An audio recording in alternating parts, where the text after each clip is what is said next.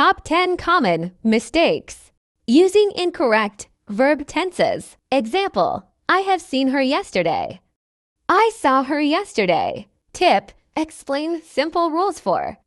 Common tenses like past simple and present perfect. 2. Confusion between your and your.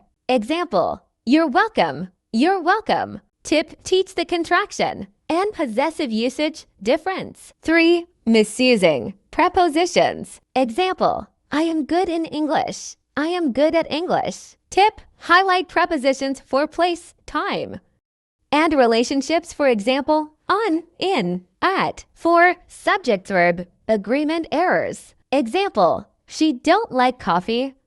She doesn't like coffee. Tip, explain singular versus plural rules.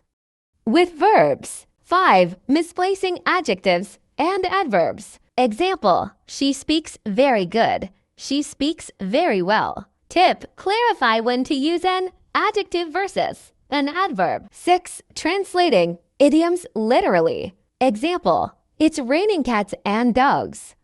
Confused literal meaning. Tip, introduce idioms with context and explain their figurative meanings. 7. Overusing articles a and the. Example, she is a best player.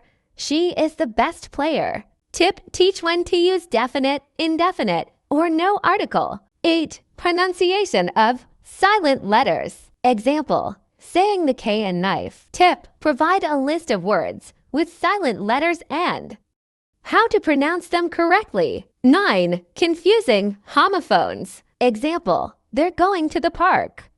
They're going to the park. Tip, teach the differences between words like there, and there. 10. Double negatives. Example, I don't need no help. I don't need any help. Tip, explain how double negatives change the sentence's meaning.